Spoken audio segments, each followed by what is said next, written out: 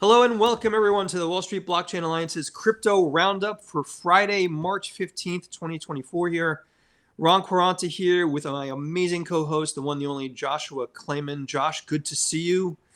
We do have a whole bunch of news and information to talk about. Our roving co-host, David, I believe the helicopter has landed somewhere at the airport. Prior to him getting on the jet, Josh, he will dial in and join us as well. But before we begin, for everyone in the audience, thank you all for joining us. Please do keep in mind that nothing discussed today is accounting, legal, investment, or tax advice, and that obviously anything Josh or David or I discuss are our own personal opinions, don't necessarily reflect the opinions of our respective firms. Thank you for joining us. LinkedIn Live, Twitter, I believe YouTube as well. If you have questions for Josh or David or myself, please put them in the chat. We will try to address them as quickly as we can. Josh, another week's gone by. Market's still a bit crazy. Lots of news going on. How are you? I'm doing great. I'm watching with wonder as this all happens. Not wonder with disbelief, but rather with thank goodness, finally, those sorts of things. And very excited to see a more positive sentiment, to say the least, in the market. I think I can't wait actually until David gets on here so I can hear the back and forth between you guys about the market action. Again, nothing is investment advice, but I always love hearing the insights that you guys have.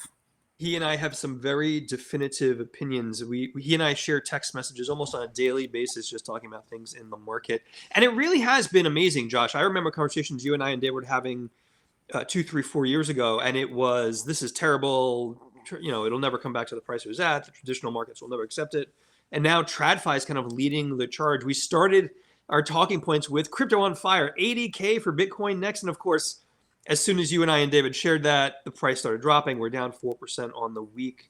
But that being said, we're still up over 60% year to date, and we're not even done with Q1. So it's really... Sorry. No, go for it. Go for it.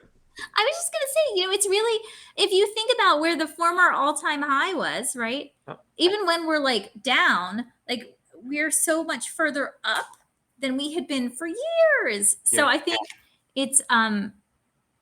the last time I think this excitement was, this much excitement that I recall, certainly there was a lot in 2022, but really with the Bitcoin action like it is, it makes me think back to 2017 with the rollout of the Bitcoin futures. Yes. So here's the interesting point of that, Josh. You and I and Dave and so many others in the WSBA Wall Street Blockchain Alliance have seen these kind of dips, and we've been through 6 different crypto winters. Are you a little worried? We've got a lot of legal and regulatory stuff to talk about as well. It does feel a little bit, to some people, like a little bit of a bubble is forming. But I will say this. When I see the price action, what we call the support levels, there's no great collapses happening right now. It's like it's coming back 3, 4, 5%.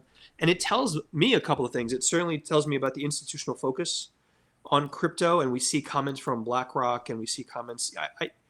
I'm probably misquoting this, but someone mentioned to me earlier, even Jamie Dimon, we were on a meeting earlier today. He stopped, it's not rat poison anymore. He may not love it particularly, but he does understand that some customers want to spend money on it. Are you seeing the same thing? Does it feel like a bit more stable than it was in the past from a price perspective? So I think there are better people to ask about price stability and things like that. But what I can say is definitely the market seems more sober to me than it did in 2022. Right. Definitely when people were entering into transactions then, whether it was, actually, I don't want to single out any particular transactions, but I can recall specific incidents where people were just saying, look, it was a take it or leave it deal. Like, why are you trying to negotiate this? Mm-hmm. For very basic terms, as we've talked about. It could be a loan agreement and there are, no carve outs for just standard provisions that you would see in any agreement. And so now I think based on what we've learned from the collapses of FTX and the others over the past couple of years, I think people are really entering this with a more sober eye, like excitement, of course, about where the market is, but maybe less interested in just take it or leave it and not negotiating deals. Because I think just as a market and as an industry, people, even lay people, right? Or even people where this isn't their area, I think questions about insolvency and custody and what do the terms of service actually say. Yeah. And seeing, different disputes being litigated or otherwise working their way through the system, really thinking twice about just jumping into a deal without doing diligence, without doing negotiation. So that's what I think. But to me, this is a very basic, like, as the way I look at it, the lens through which I look at this particular issue. I have other much more nuanced lenses, right? But when it comes to the price that I see, who knows? There could be some sort of a bubble, right? But when I think about the long-term movement, long-term, yes, there's up and down, there's volatility. But I just think, as we've always said, builders keep building. Yes. With more and more mainstream adoption, and as you said, TradFi adoption, and now with the Bitcoin spot ETFs and all sorts of things like that, I just think this is not investment advice, but as I say to sometimes people who are like, well, it's all going to go to zero. Like, I don't think it's going to zero. Yeah. I haven't thought it was going to zero, but with everyone in it right now, I don't think it's going to zero. And I would say if this weren't a webcast, I might say things even more optimistically, right?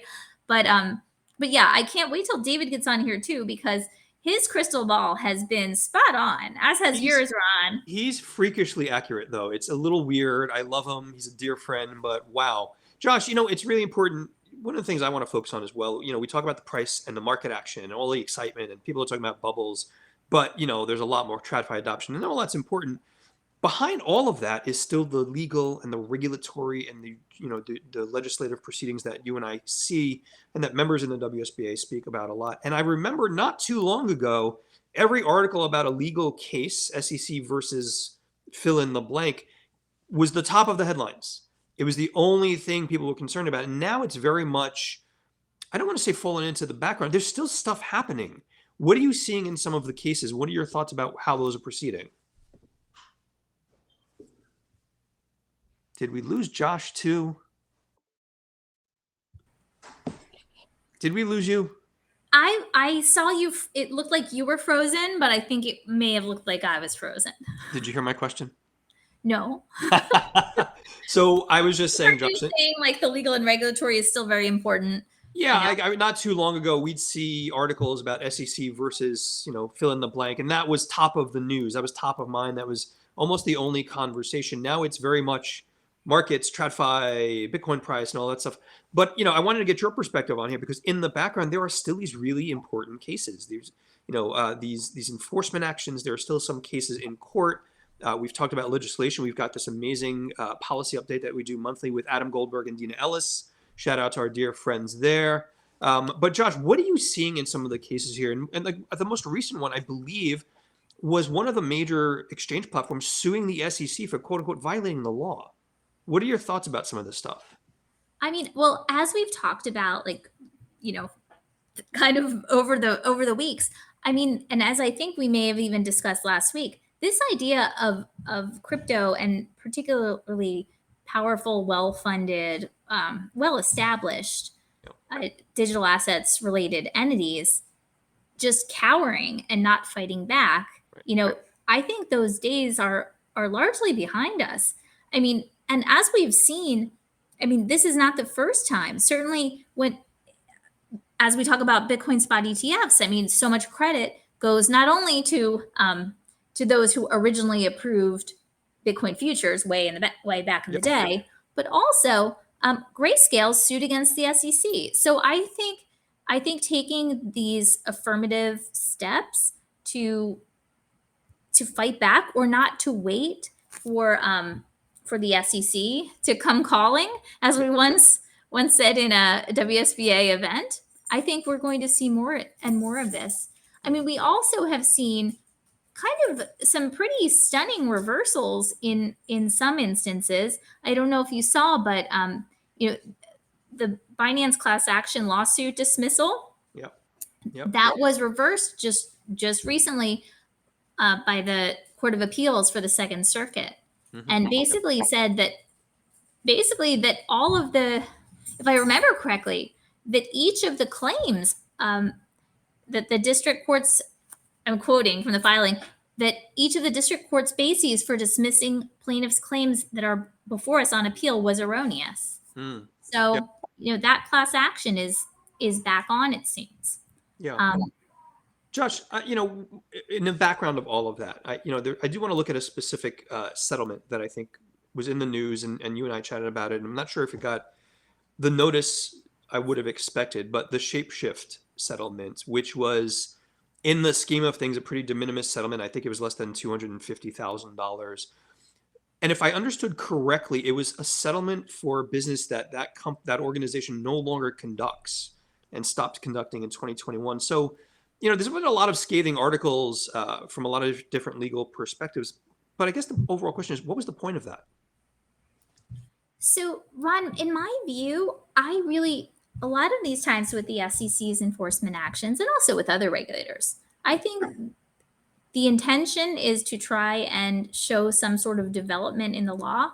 I had often, looking back with the SEC enforcement actions, it seemed as though they were, they would address a specific issue, and then another one would address a different issue, and then another one would address another issue, such that in my thought, could be wrong, was that the SEC was trying to show some kind of conceptual roadmap to be able to say, hey, look, we've told you this already, right? And doing so through these settlements.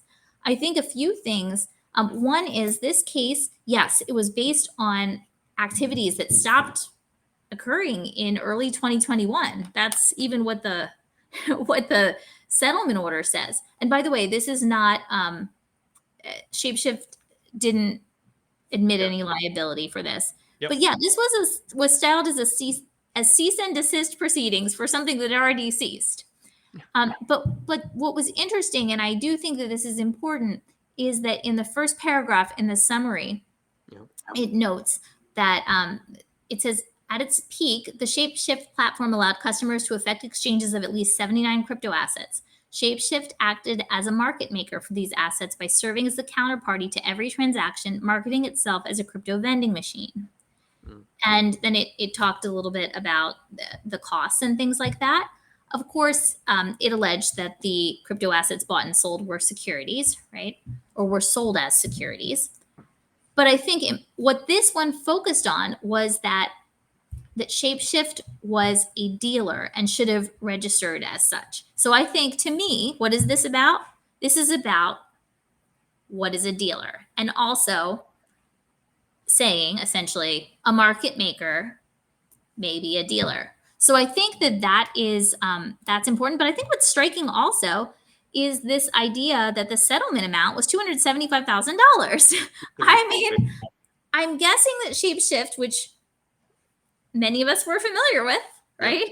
Highly familiar with, that they made a lot more than $275,000 with this business. And so when you compare that to the massive litigation fees incurred by folks fighting back against the SEC, on one hand, one might say, well, is it worth, could it be worth entering into a settlement order? But this is really why I think, just as the SEC viewed the Dow report as a sort of teachable moment, because there was this report of investigation, but no one was really harmed, right? Because we had the hard fork in Ethereum. Right. And also, the Dow had already disbanded. Similarly here, it's a look back into something in the past, and I think it's just sent to highlight this is what a dealer is. And is this part of that? We use the phrase a lot. The regulator is trying to build precedent. As a non-attorney, what does that mean, Josh? And is that really important when you weigh that in the balance of the cases that are still pending? I'm thinking Ripple, I'm thinking Coinbase, I'm thinking Kraken. Is it a building precedent, and is that something to be worried about? So, as everyone knows, I'm not a litigator. And I would say, here, of course, Shapeshift did not admit liability. Right. What I think, so I would say, I would imagine that it doesn't have the same precedent as a fully litigated case. But even you've seen with the litigated cases, even within the same district. Like the Ripple court wasn't binding upon Judge Rakoff in SEC v. Do Quanta Reform Labs. Right. What I think it does do, what I think the SEC has used these for, I'm sure they have cited two different enforcement actions, right? But is to say you had notice, right? Because I think that is what a lot of the argument was made when they cite to the Dow report. Yeah. Right? They cite to the Dow report and to all kinds of speeches and guidance that was given. Except the Hinman speech? Right. Yes, right. But I do think that plays into it a lot. And that's why I think it was meant to send a message saying, hey, be aware, this is a dealer. Because I don't recall, at least not in the recent past, a specific settlement that focused on a dealer before. I don't recall either. But Josh, you bring up the word dealer, which brings us into another one of the issues that we've seen. There was, the recent SEC ruling and dissents by our usual commissioners, and I think it was part of the whole idea of what defines a dealer. I don't know how to read scripts well, but the dissent was fascinating. Do you want to paraphrase that a little bit and tell the audience what you and I read and everyone else in the industry read about it? So I think it is almost humorous in the way it's styled, but essentially, I guess paraphrasing it as much as I can without having it right up in front of me, I would say it says like, okay, you're doing this with respect to certain tokens, this bad thing we don't want you to do. Which tokens are you referring to? Well, just tokens. But which ones? Tell us and we'll stop doing that activity. Just tokens. Yeah. Right. And it was almost comedic in this idea that if we want to register as a dealer, you can't and you can't. Why not? We can't tell you. We're not lawyers. Go get a lawyer. We got a lawyer. Yeah. They don't know either. I don't know what to tell you. So it was really, really humorous. David, our roving co-host, I assume they are charging up the Gulf Stream at this point. Hopefully we get David back on camera now. And I am definitely going to check his travel calendar, Josh, going forward. Go ahead. One thing, it's funny, the way you paraphrased it was the correct way, right? About registering for a dealer, get a lawyer. But you know what? I think the reason I said it the way I did was it reminds me of the same argument that I believe Coinbase and other platforms have made saying, tell us which tokens, right? Because even in this enforcement action, they talk about how many did I say? 70 something tokens? 70 79, at least 79 crypto assets that they're alleging are securities. And yet which ones? Yeah. And that's been a common refrain going back to the insider trading case. There were several points around, well, these particular tokens are securities. Why? No particular transparency. And then I'm assuming there's some logic or thought behind how they do that. Josh, I know we're having trouble getting David. I do want to go back to some of the market stuff, though, because when again, not market predictions or quotes on price or anything, but when you and I see the names in the space now, we've talked about the ETFs, and look at BlackRock. I think their Bitcoin spot ETF is now $10 billion. And we're looking at major sell-side firms, like I think Bernstein just came out and predicted by the end of this year, I could be wrong, Bitcoin 150,000. So we're really beginning to see these predictions and perspectives on the future, again, from established firms. The conversations you have with your corporate clients, how has that evolved? And I would suggest, you tell me, has it evolved in the past 3 or 4 months, given the turnabout we've seen in markets? What are corporates looking at right now? How do your clients respond to the marketplace? I mean, I think in a lot of different ways. One, to the extent that people already had digital asset holdings. Yeah. Once you have more liquidity and once your digital inputs are worth more, that changes the conversation. But I think a lot of times ideas that people might have that get shelved or that get slow rolled, they start accelerating, right? In terms of what people are willing to put capital towards, how much risk they're willing to take, just different things. As you said, with that certain large financial institution, kind of saying, well, maybe you're not here, maybe you're here, in terms of how our stature of our industry is. David, welcome. David, good to see you, buddy. Thanks. Nothing like New York City traffic and getting to the private jet terminal. Was the helicopter not available for you today? I'm just trying to understand, You David. know, Blaze let me down, unfortunately. So what can I say? But nevertheless, I'm very happy to be here to join you both. David, it's good to see you. Josh and I started talking a little bit about markets. We looked at some of the cases and some of the legal items happening as well. David, I want to pivot back to you on the markets for a few moments, if I could. You and I message each other, the three of us message each other practically daily at this point. And you and I are beginning to see some of the estimates or price targets that some of these sell side firms are putting out. I think it was Bernstein claimed recently they're looking at 150K on Bitcoin. I think by the end of the year. I also think Bernstein, one of the brokerage firms, posted a all crypto market cap for all cryptos, including Bitcoin, will be something like 7.5 trillion by the end of 2025. These are humongous numbers, and they're like 2, 3, 4-fold increases.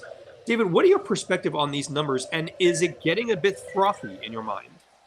So, you know, I think there's a couple of things to keep in mind. First thing is, besides Bitcoin, a lot of the major other tokens haven't reached their all-time highs again. True. So Ether's all-time high was a little short of 5,000, and we're around 3,700. Yep. So there's a lot of appreciation to go there, Solana and a lot of the other tokens. So I think when you look at it in a macro way, there's still a lot of room to go, especially on the altcoins. And I think from a supply standpoint, there's such demand for this Bitcoin ETF. Really, if there wasn't such selling of Grayscale's ETF because of the the basis point charge that they're charging, if we saw less of that selling, I think we would just see a very rapid accumulation. And you add on the halving that's coming in a few weeks, and you see this, billion-dollar supply every day of buyers coming in, and there's just not going to be enough demand to keep up with that. So, David, you don't think it's priced in the halving already? As long as the amount of purchasing that's going on in the ETFs continues as it's going on now, no, I don't think it's priced in. What I do think you're seeing is a lot of bankruptcy selling. There's still people who are finally getting access to their assets over a year. Then there's also the selling regarding Genesis and Gemini's holders, ideally getting their crypto back soon. Yep. And the sale of all this GBTC to pay back the creditors. So there's just a lot of sell pressure from bankruptcy related, issues. And then the other thing I'd say is, look, some people have had a 2x from Bitcoin being at 35. So there's some natural profit taking. Yep. So I think you see that. And then finally, I think the miners are selling ahead of the halving. So they want more liquidity. So I think you're seeing the sell events happening as we speak. To that point, go ahead, Josh. Go ahead. I was just going to say, David, I think I heard you using the term lettuce hands. Yes. What is lettuce hands? So I won't take credit for this, although it did make me laugh out loud, is that some diamond hands are the people who will hold through thick and thin. Lettuce hands are the people at the first sense of a drop that they just, in prices, they're out. So I think we're seeing some profit taking and some lettuce hands. David, Josh, thank you so much. Casper, shout out to our friend Casper over at Technos.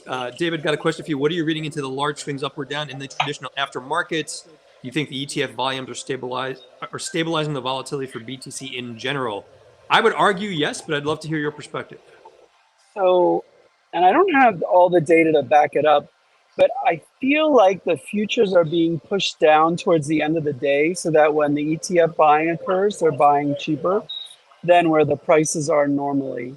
And again, that's just an observation. I don't have all the statistics to back it up. But I am, kind of curious. Once this Grayscale selling stops, there's already been 10 billion that's been sold out of Grayscale. Yep. This is a lot. I think I read somewhere as one of the top 3 amount of assets sold out of an ETF in like 25 years. I wonder who's going to be selling, 500 million, $1 million worth of Bitcoin every day. To answer Casper's question, I think we're still going through those growing pains kind of 6 weeks into this. Yep. But, it seems like it's all going on OTC, and it looks like Coinbase is doing the majority of it. Is this mostly retail or is it institutional flows into the ETFs, David? So it's really hard to say Yeah. like who's buying the ETFs, but I would imagine it's a mix of both. Mm. And so, and also like I think we all need to remember that a lot of the wirehouses still aren't allowing access to purchasing the Bitcoin ETFs. I mean, I tried through Merrill to buy the Bitcoin ETFs and I couldn't do it. Yeah. Now, I don't want to say that Merrill's not offering it. It just, I tried and I couldn't do it. And I heard from other people that some of the other wirehouses are still not allowing access. Like So I Vanguard. think, yeah. So I think there's still a lot of demand out there. It's just, people are still waiting. Would you both agree also the news item we often see is the RIAs of the world still don't have either access or fully understand, to your comment on wirehouses, when we look at the IRA ecosystem, David, that's a lot of representatives and advisors that could be pointing at it. But I feel like the education curve's not there yet. Would you both agree with that? Yeah, I would absolutely agree. And look, it takes time to have these meetings and for people to get comfortable with it. That's right. I think Fidelity's, taken an interesting approach, especially in Canada, of saying we want people to have 2 to 5% exposure. And then BlackRock wants to add, crypto to sort of more mainstream funds. So, look, how many trillions of dollars they both have. So as they both adopt those strategies and implement those strategies, there's just going to be more demand. Yeah, would the three of us have imagined a Fidelity Canada suggesting an allocation in Bitcoin 2 or 3 years ago? The answer would have been for me, no. Look, I would tell you that I've always thought that there should be some allocation depending on people's risk appetite. But it is interesting, like you said, to see like a big asset manager, agree with that narrative. And I think you and I, Ron and Josh, agree like years ago that people should have some exposure to it, but to see the major asset managers sort of stepping up to that, it's pretty remarkable. I agree. And especially setting forth percentage ranges. Right. Right? Like it's one thing to say like have some exposure. Right? It's another thing to say 2 to 5% or whatever. We hear fewer and fewer people calling it rat poison. Yeah. And you've talked about this, Josh, in the legal working group. Fundamentally, we're probably 2 to 3 years behind where we should be, but for the lack of clarity and just sort of administrative pushback on the ETFs and on some of the other bills that, have been looked to be brought through Congress.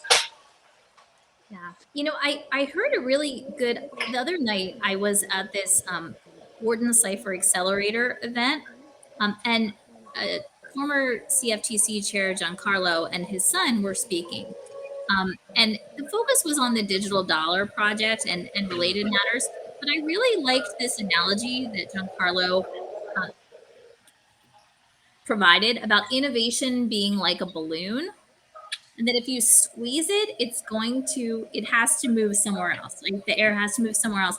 And that came up in the context of just innovation moving outside of the US or this was really in a CBDC style conversation, talking about, those leading the way, maybe outside of the US, and that could come back, of course, to bite us in many ways.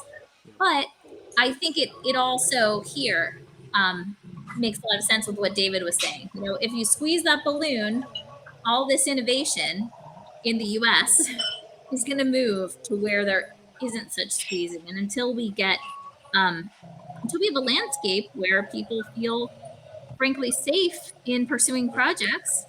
And we see that and we see that, Josh, David, and colleagues that we have in the WSBA and with our working lives, that they're doing work in Dubai, they're doing work in Singapore, they're doing work in London. So it's really interesting to see how this pushes us along the innovation path. Josh, with your permission, I got to ask David some macro questions. Please do. Because David and I spend quite a bit of time looking at the macro landscape. David, we had some job numbers came out this week that didn't meet expectations. And I think the idea of good news or bad news moving the Fed needle on lowering interest rates is still a blur for most people. But even though we see a 4% drop in Bitcoin and some of the others, I was kind of pleasantly surprised that crypto is still holding its own, given some of the macro trends that we're seeing. Do you agree with that?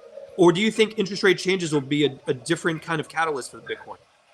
Well, I think that the lack of reduction in interest rates is certainly a drag on crypto and on what I would have thought the market broadly. But my expectation that even though they say that the Fed is sort of not driven by election year politics, I find it really hard to believe that they're not going to lower rates this year a couple of times. Yeah. And well, I wouldn't be shocked if there's one in September too. But I think that, we're going to see a little loosening of the interest rates, and I think just more liquidity available. I also think that one of the things I was having a conversation last night or yesterday with actually a partner I know at White and Case, Doug Landy, and he and I were talking about like the lending markets. If we have a more mature lending market for crypto, I think you could even see more adoption, because if people could buy Bitcoin and hold on to it and then safely and securely lend against it, I could see people wanting to buy things but don't want to sell their Bitcoin, whether it be a car, a down payment for a house, college tuition. Yeah. So I really could see those kind of things in play, where if we had a more robust lending infrastructure, there'd be use for that. And then also with the ETFs, I wonder if you're going to see securities lending at some point. So if I have 10,000 shares of IBIT, can I borrow against that position in my securities account? Yep. But the last thing I want to add is I really am seeing a big correlation between Bitcoin and NVIDIA. And I shared a chart. I shared a chart with the two of you, and I think I want to credit Bloomberg on that chart. But it's very interesting. I think you're seeing that same kind of innovation flow with like NVIDIA and the AI stocks with crypto. And so it's another reason why I'm sort of bullish on the AI tokens, because I think people will look at NVIDIA and look at, well, they're doing this, on such a big scale. Like what are people in crypto doing with AI, and how are they making that work? Yeah. David, can you talk a little bit for the audience about, and I think a lot of people are still unfamiliar with the AI tokens. Can you talk about them a little bit? Sure.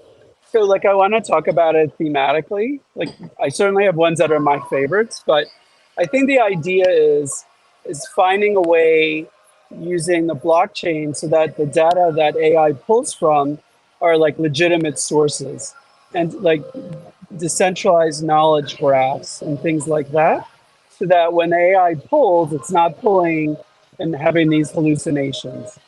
And so I think that's a really interesting use case for it.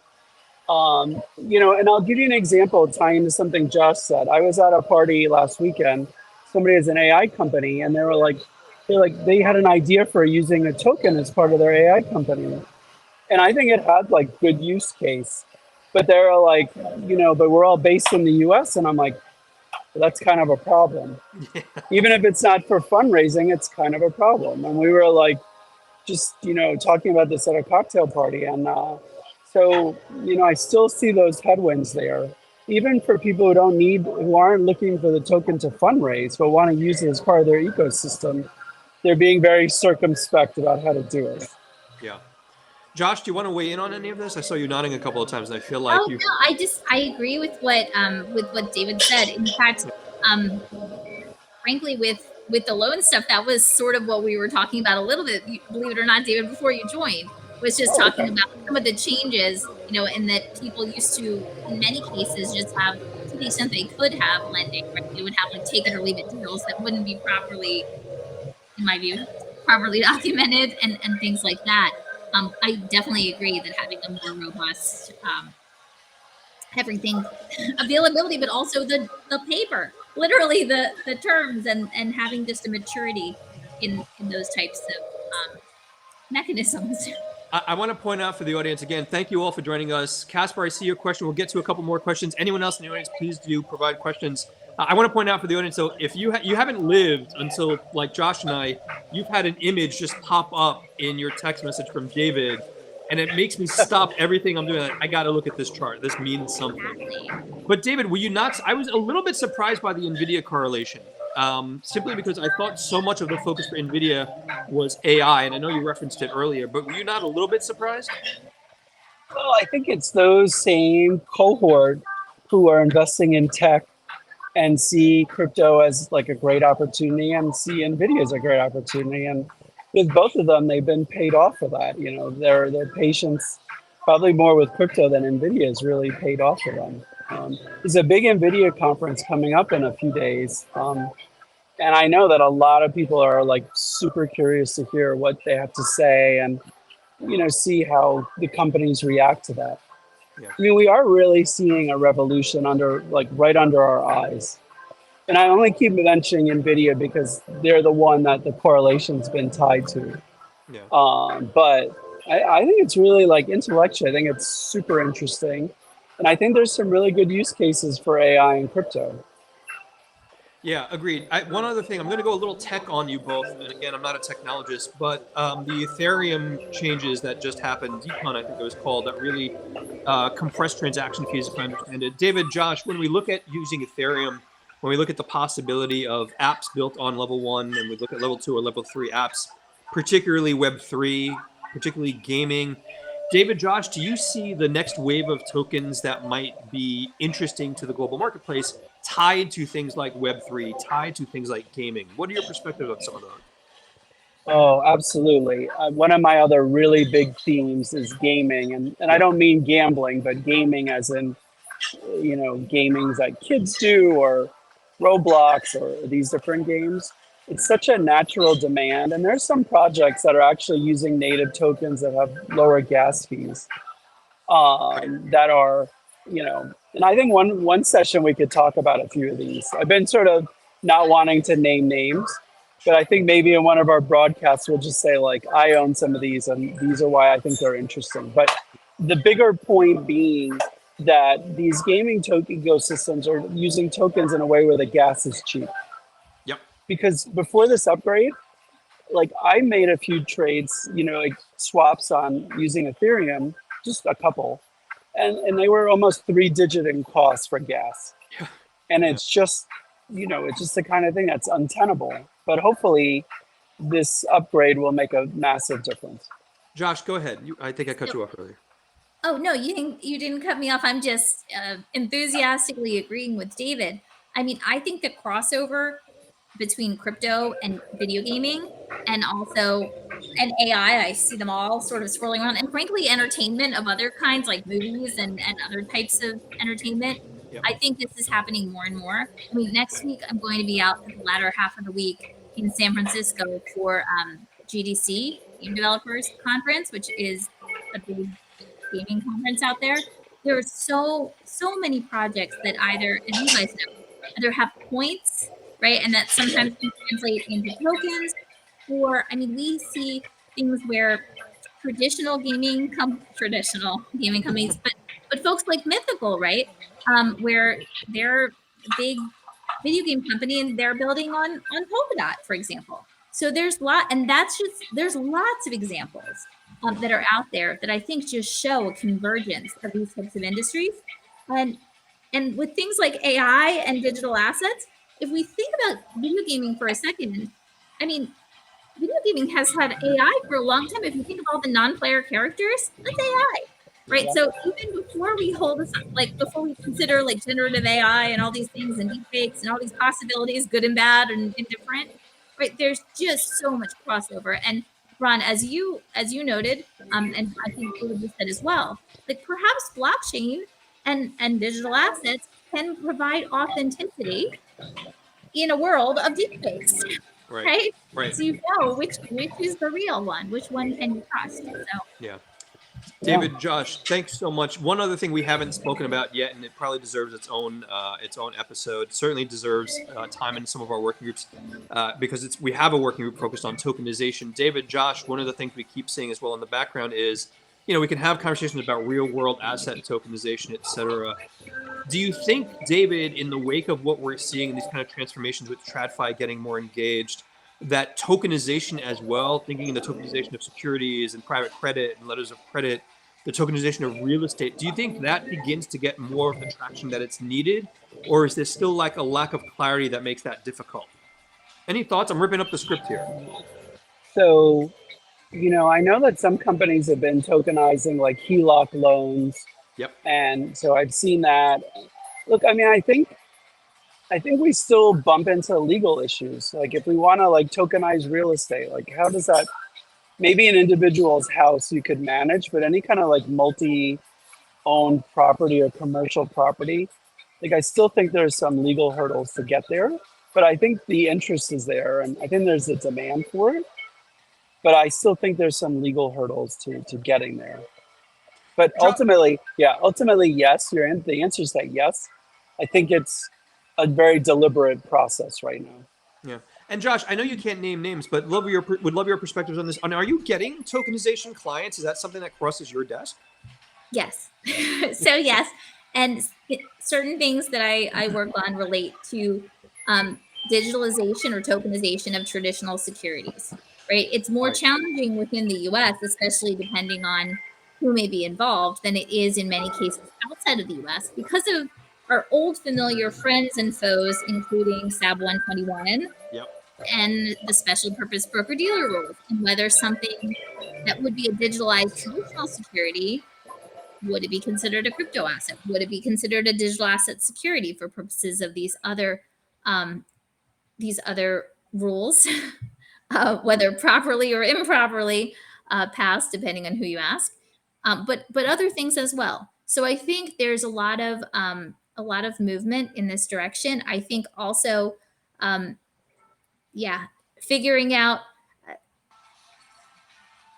I can't go much more into it than I am, but I think that there is an appetite there. There definitely is work that's being done, but it is interesting again, balloon and squeezing, the balloon. Yep. Like it is something where legal issues need to be figured out, or innovation will not be able to enter. Sort of related to that, just one like minor point is when you start thinking about enforceability opinions.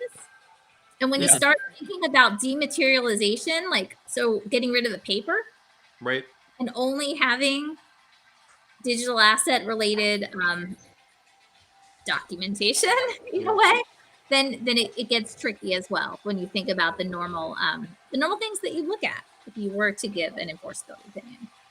Is code law, I feel like, is a conversation we're starting to have all over again. Josh, David, thank you both so much. We're running out of time. David, I just got the notice your Gulfstream's ready. But closing comments, David, what are you're heading off? What's coming up for your next week? And then Josh will give you that time as well. Well, I'm heading back to the warm weather, which definitely excites me. And March Madness is upon us, so that's two things. But beyond that, I'm really curious to see if we do retrace. I think that there's a possibility if we break through like 65,000, we could go back to 60. I'm not necessarily saying that will happen, but it's something I'm paying attention to. But, from my eyes being sort of a maxi in this space, like I view these as opportunities, to work on positions. The other thing I'm really going to watch is what's going on with Solana. Solana's really broken out over the past, week or two. And it looks like all the tokens, are being auctioned from the bankruptcy estate of FTX. So I think there's some, interesting things going on there. And then the last thing is I'm kind of going to do a dive into the meme coins a little bit. It's not an area that I sort of have a deep belief in, but people are making outsized returns. And I want to see how correlated Bitcoin is to the meme coins. So those are sort of some of the things I'm going to play around with. David and I are going to work on our inverse Jim Cramer fund and track how that works out against the meme coins. Josh, what about you? What do you see in the coming week? So as I mentioned, I'll be in San Francisco for part of the week. So I'm looking forward to seeing a lot of folks out there and again talking about what the latest and greatest is in terms of video games and crypto. I think also I have to mention before we close, that somewhere out there is an astronaut cat, very happy. Hodlonaut, I guess is how you would say it. That Craig Wright, despite having been seen in a park in a ninja outfit, which was reported during the case, was determined by a court not to be Satoshi. So I was going to plow into the judge's rendering on that, and then I realized he's taken up way too much brain space for most people, so I don't think I'm going to bother. I'm going to be diving into some of the meme coins as well, David. It'll be interesting to see where some of the parallels, and you and I get to some of the same point. The other thing, we very much focus on it's not just a US based conversation. We mentioned it earlier. We have colleagues overseas. We do have members in London and Singapore, and the FCA recently came out with rule changes around crypto, and it just reflected to me again how much further ahead London is, for example, or Dubai is compared to some of us. And I'm going to be plowing into that a bit to see if there are lessons learned for the ecosystem here in the States. David, Josh, again, as always, thank you so much. For those of you who joined us, thank you for tuning in. If you have questions for David or Josh or I, drop us a note, info@wsba.co. Safe travels. Have a great weekend, everyone. We will see you all next week. Go for it. Oh, one thing we did not talk about, but you guys may have seen that the CFTC approving the proposed taxonomy for crypto put forth by the Digital Asset Market Subcommittee of the GMAC. So I believe that I'm saying that from memory correctly, but yeah, I mean that's a step forward when we're talking about looking for clarity for the future. It's a step forward. I'm going to add one more thing to that, Josh, because I did see this the other day. I think it was the vice chair of the FDIC saying we should be a little bit more flexible with crypto assets, if I remember reading that correctly. Someone in the audience will tell me if I'm paraphrasing that poorly, but again, the open-mindedness seems to be growing to understand across the entirety of the spectrum how to make this part of the ecosystem. So let's leave it there, guys. Have a great weekend. Thank you, everyone from the audience who joined us. We will be back next week. Thanks, everybody. Take care. Bye-bye.